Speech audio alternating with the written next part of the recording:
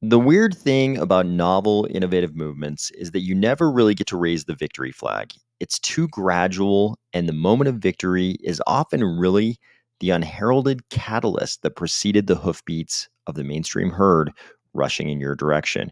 We might have just seen that in the form of a few comments from the CEO of BlackRock.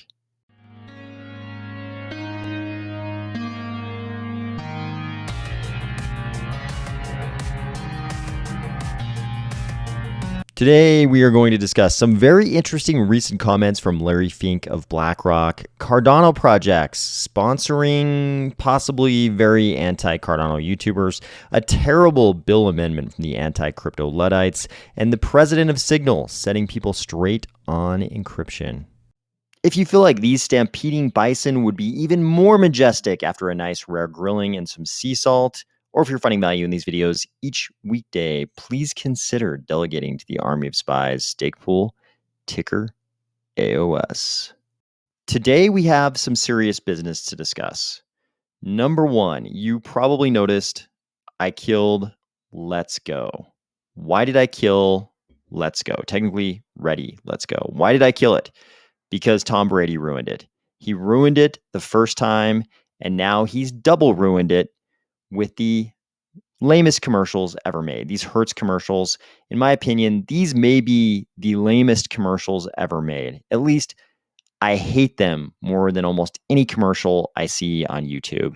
I'm sure there have been commercials in the history of commercials that were as bad as these Hertz commercials. But as far as commercials I see on YouTube, the Hertz commercials are the worst. I hate them so bad. I don't want to be associated with them. So we have to kill Let's Go. I may occasionally from time to time say it out of habit, but for the most part, I think for now we're killing Let's Go. That's the first thing. The second thing is even a little more serious. Much like the rent at times can be too damn high, the price of Cardano, in my opinion, is too damn low. This is not financial advice. This is not advice for anyone. I'm just explaining my personal viewpoint here. I believe the price of ADA is too damn low. It's too damn low. It is lower than the rent was high when that one political candidate was talking about the rent being too damn high. The price of ADA is too damn low. Imagine me wearing those black leather-ish gloves like he used to wear and having the crazy hair and all that. I'm saying the price of ADA is too damn low. What does this mean? It means I don't feel like I can any longer forego the opportunity to acquire more ADA than I'm currently acquiring. I would like to acquire more ADA than the amount that I can currently acquire. That means I have to do some fiat mining. I'm going to go back and do some fiat mining. Something I hoped would never happen again. I think we all know about toiling in the fiat mines. It is not the preferential work mode for a lot of crypto people, myself included. Toiling in the crypto mines is not the in the fiat mines is not the best. Toiling in the crypto mines I like. Toiling in the fiat mines I'm not a huge fan of. But as you'd imagine, I have a life history outside of this channel that's involved careers and professions and building up of certain skill sets that have a certain value in the marketplace. And I've received an offer I cannot refuse. It is a classic sort of fiat mining job. That means I'm going to have to devote a certain number of hours every single day to doing this fiat mining. So what does this mean? And it'll be good. It's like I said, it actually is an offer I cannot refuse. So hopefully this will allow me to increase my holdings the way that I actually want to during this bear market. What'll this mean for the videos, though? The important part. Let's finally get to the important part here. What is this going to mean for the videos? So first off, let me remind everybody, I've always regarded the Army of Spies as being all of us together. I never thought of myself as the Army of Spies. I always thought the Army of Spies is just all of us together consuming information about Cardano, interesting information about this very interesting ecosystem that we call Cardano.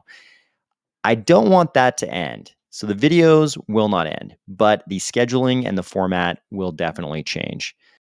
People probably don't realize it, but the way I currently make these videos takes a huge amount of time, and I'm not going to have that same time next week. So the format is going to transform into something that's easier to make. Here's the great part. I think it will actually produce more entertaining videos because it's going to be a lot more of me just sitting down and pressing the record button and talking about whatever recent news item in Cardano seems most worthy of discussion. It's going to be a lot more of that stuff and a lot less of me doing all the extra stuff that you're supposed to do for the sake of the YouTube algorithm and all these kind of things. I'm going to be doing a lot less of the extra stuff and a lot more of just sitting down, pushing record, and talking about whatever is going on in Cardano that seems worthy of discussion, basically. I think that's going to be a much more open, friendly, more casual, less structured kind of discussion of these topics. And I'll be able to just kind of hit the important part of all this as opposed to doing all the extra stuff. The other great part is I don't want to be toiling away in the cold, dark, deep fiat mines forever. So I'm hoping this little era ends at some point. Hopefully at some point after crypto winter, this all ends and I can come back to the videos. I think probably end up retaining something that looks a lot like this new, more entertaining format and just go back to that, but with this new, better format. So hopefully we'll be able to come full circle on this whole thing. We'll end up with a new format of Army of Spies videos that'll be more entertaining. And someday, hopefully, I'll be able to just come back to this and spend even more time on this new, more entertaining format. On the scheduling piece, probably the best thing I can say is that it's going to be unpredictable. I'm probably going to be making these videos whenever I can steal a few minutes, and that's going to be unpredictable. So you won't be able to count on the videos coming out, roughly during the same, time window every day, Monday through Friday. That's no longer going to be the case. The videos will come, but when they're actually released will become unpredictable compared to the way it's happened in the past. Can you hear it? Can you hear those thundering hoofbeats? That's the whole herd. That's the mainstream coming over that hill, and they're headed directly toward crypto and Cardano. It's fitting that we talked about a turning point in the channel today because today was also a huge turning point for all of crypto. And a lot of people probably don't even realize it. A lot of people will wake up at some point in the future and they'll look around and realize that the mainstream, the entire herd, they're all in crypto in one way or another, or an unbelievable amount, an amount we couldn't have imagined previously are suddenly in crypto. That won't have happened overnight. It will have been due to certain catalysts. One of them is this. Tyler Winklevoss summed it up pretty well. He said, first they ignore you, then they laugh at you, then they join you.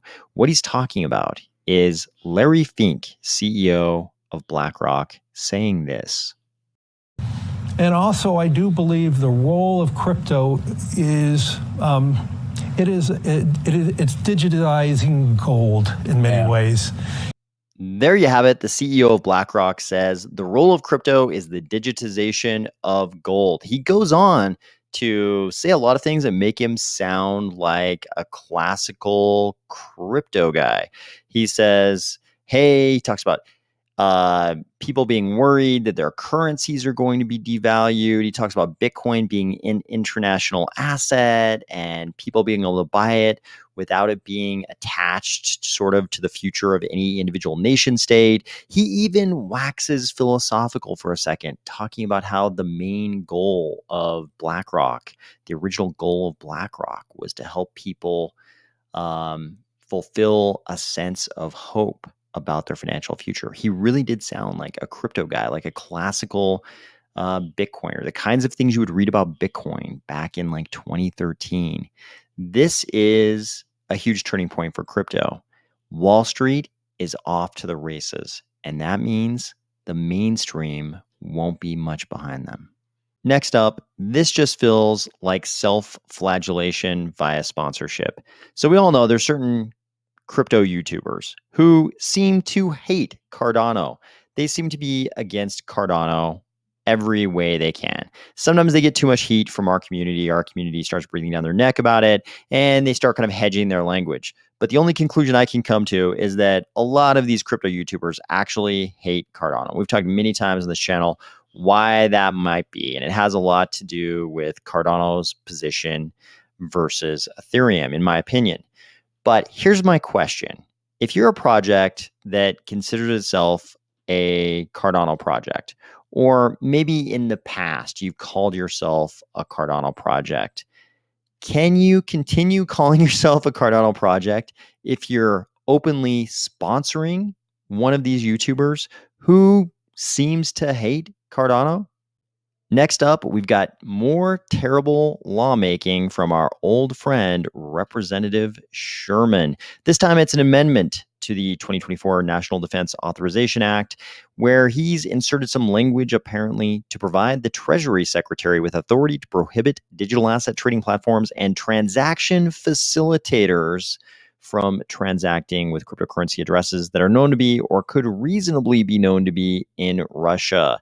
So this is pretty problematic. I'm sure Secretary Yellen would love to have this authority. The problem is we've got this definition of transaction facilitators down here. It says that would be defined as any person or group of persons that significantly and materially facilitates the purchase, sell, lending, borrowing, exchange, custody, holding, validation, or creation of digital assets on the account of others, including, and it basically goes on to include all the things we don't want it to include, including miners and stake pools. And they would basically be in trouble. They would be violating a prohibition if they validated transactions basically with any address that could reasonably be known to be in Russia. So you'd have to research as a transaction validator or stake pool or miner.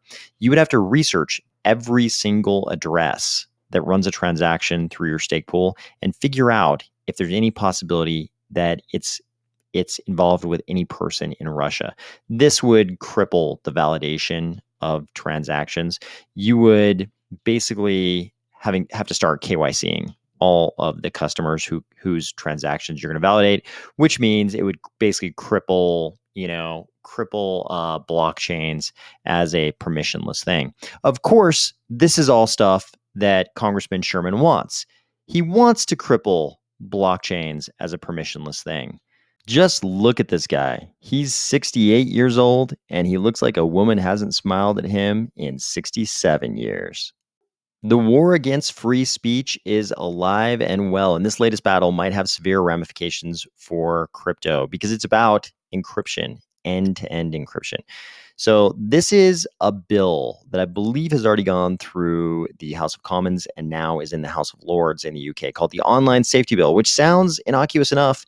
You're like, safety sounds good and everybody's online, so online safety bill sounds fantastic, except that it's not fantastic, to the point that 68 UK affiliated security and privacy researchers have written an open letter warning that the draft legislation poses a stark risk to essential security technologies that are routinely used to keep digital communications safe.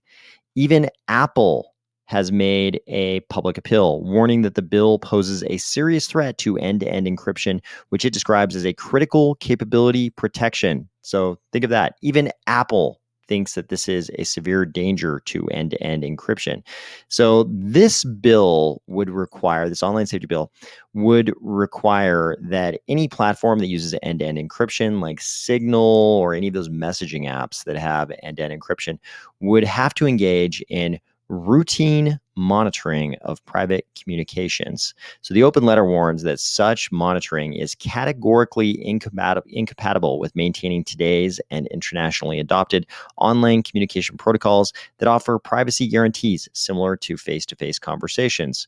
They warn against these attempts to sidestep this contradiction by applying additional tech. And here's what the bill would really end up requiring: either client-side scanning or so-called no one but us crypto backdoors. The open letter says that these are doomed to fail on the technological and likely societal level. So think about this.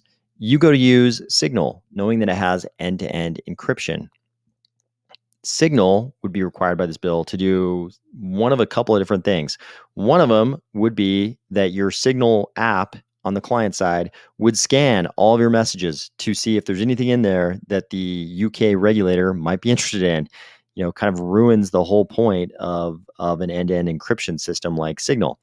Or it could have a no one but us crypto backdoor. So you think that it's end-to-end encryption, and it is, except for maybe this one regulator would be able to get in there and look at your messages anytime they want.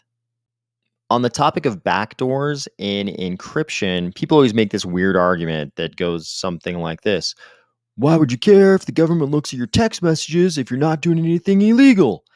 That's totally not the problem. Here, Meredith Whitaker, who's the president of Signal, explains what is the problem. There is no way to create a backdoor that only the good guys can walk through. And what's being proposed here in the context of end-to-end encryption is a backdoor. And we know from decades of history, from decades of serious research, that there's no such thing as a safe backdoor. If the British police can get in, hackers can get in. If the British police can get in, hostile nations can get in. If the British police can get in, Putin can get in, the Iranian government can get in, and others wanting to do harm can get in. So it's really important that we maintain the security and integrity of these systems.